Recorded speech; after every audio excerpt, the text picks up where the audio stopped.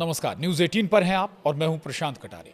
पहलगाम हमले के बाद आखिर कैसे पाकिस्तान खुद अपने बुने जाल में फंस गया है और अब इससे बाहर निकलने के लिए लगा रहा है खाड़ी देशों से गुहार। डर है पाकिस्तान को कि भारतीय फौजें कभी भी पाक में आतंकी कैंपों पर हमला बोल सकती हैं। एलओसी पर बड़ा एक्शन हो सकता है या फिर सर्जिकल स्ट्राइक या एयर स्ट्राइक से हटकर कोई सरप्राइज भी पाकिस्तान को मिल सकता है। तो चलिए मुद्दे पर आते हैं। पाकिस्तान के प्रधानमंत्री शहबाज शरीफ भारत के प्रकोप से बचने के लिए खाड़ी देशों से गुहार लगा रहे हैं। शहबाज शरीफ ने शुक्रवार को सऊदी अरब और खाड़ी देशों से गुहार लगाई है कि वो भारत पर दबाव डालकर दक्षिण एशिया में तनाव कम करवाएं। दरअसल पहलगाम में हुए आतंकी हमले के बाद भारत और पाकिस्तान के रिश्ते बेहद खराब हो गए हैं। 22 अप्रैल को पहलगाम में हुए नरसंहार में 26 लोग मारे गए थे। इनमें ज्यादातर पर्यटक थे और 2000 के बाद से ये सबसे बड़ा हमला या कहें नरसंहार के तौर पर इसे देखा जा रहा था और इसी वजह से भारत और पाकिस्तान के बीच तनाव चरम पर पहुंच गया है। वहीं तनाव बढ़ने के बाद पाकिस्तान ने गुरुवार को चीन समेत कई मित्र देशों से मदद मांगी थी। पाकिस्तान ने इन देशों को सिंधु जल समझौते को भारत द्वारा हथियार बनाने की जानकारी भी दी थी। पाकिस्तान के प्रधानमंत्री कार्यालय ने एक बयान में बताया कि शहबाज शरीफ ने इस क्षेत्र में मौजूदा राजनीतिक माहौल को लेकर कई देशों से बात की है, जिनमें खाड़ी देशों के अलावा चीन और रूस भी शामिल हैं। पाकिस्तान भारत के खिलाफ समर्थन जुटाने ईरान से भी गुहार लगा रहा है, लेकिन ईरान भारत पाक के मसले पर क्या पाकिस्तान का समर्थन करेगा, इसमें शंकाएं बहुत ज्यादा हैं। दरअसल ईरान से भारत के संबंध बेहतर रहे हैं।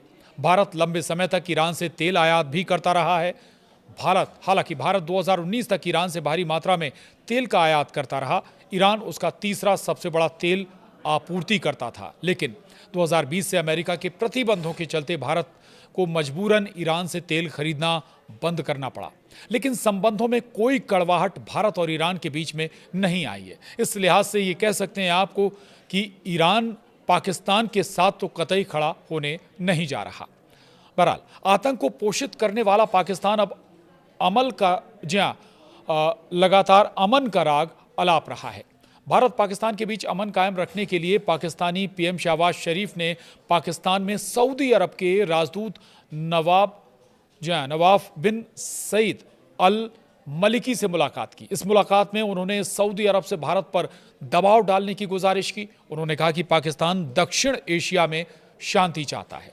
शहबाज शरीफ ने संयुक्त अरब अमीरात यानी यूएई के राजदूत हमद उबैद इब्राहिम सालिम अल जाबी और कुवैत के राजदूत नासिर अब्दुल रहमान जस्सर से भी मुलाकात की और मुलाकातों का मकसद भारत पर दबाव डलवाना है। इतना ही नहीं, शहबाज शरीफ ने एक दिन पहले कतर के शासक शेख तमीम बिन हमद अल थानी और चीन के राजदूत जियांग जाइडोंग से भी भारत और पाकिस्तान के बीच जारी तनाव पर बात की थी।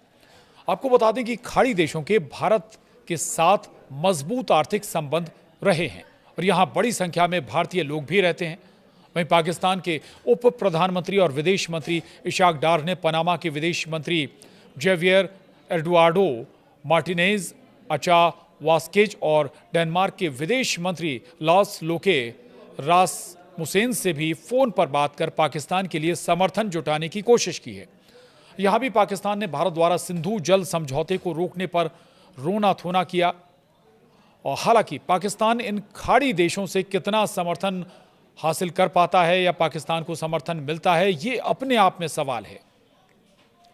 चूंकि भारत के खाड़ी देशों से संबंध लगातार आज से नहीं दशकों से बेहतर रहे हैं और उन देशों से होने वाला द्विपक्षीय व्यापार भी एक बहुत बड़ा पहलू है।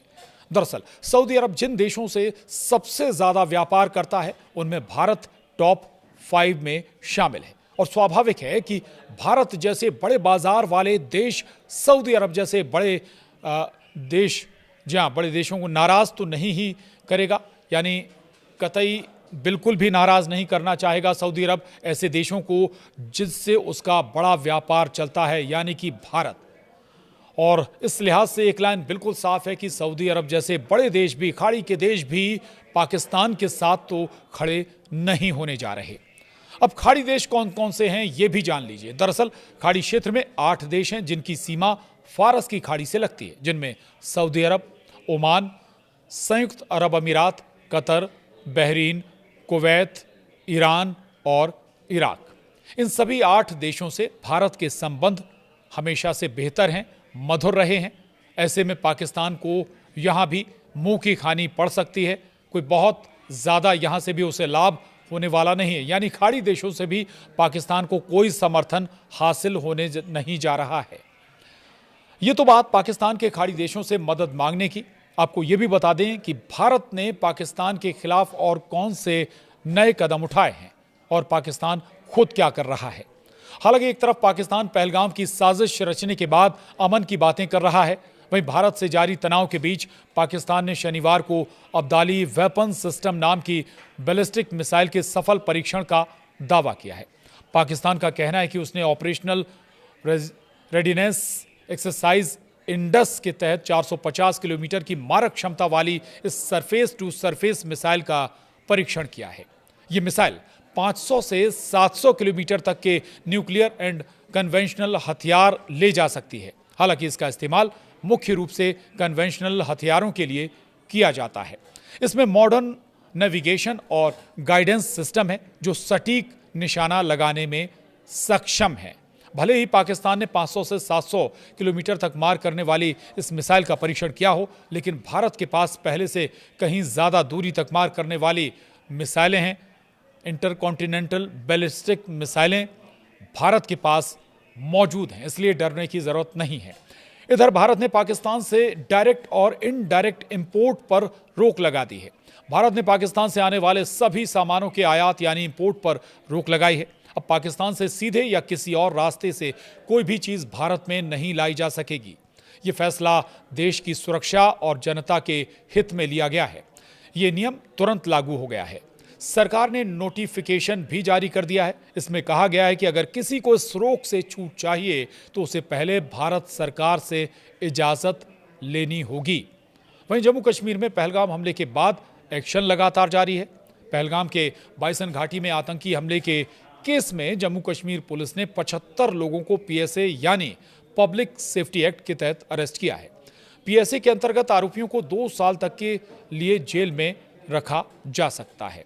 ये तो बात हुई खाड़ी देशों की, साथ ही बात हुई जम्मू कश्मीर में क्या एक्शन हो रहा है, पाकिस्तान के खिलाफ भारत क्या एक्शन ले रहा है। लेकिन एक और पाकिस्तान ने मांग की है चीन और रूस से कि जो पहलगाम की जांच हो रही है, चीन और रूस उस जांच में इन्वॉल्व हों। यानी पाकिस्तान को लगता है कि इस मामले को वो फिर से अंतर्राष्ट्रीय मामले के तौर पर तूल दे, लेकिन इसमें भी गुंजाइश बहुत कम है।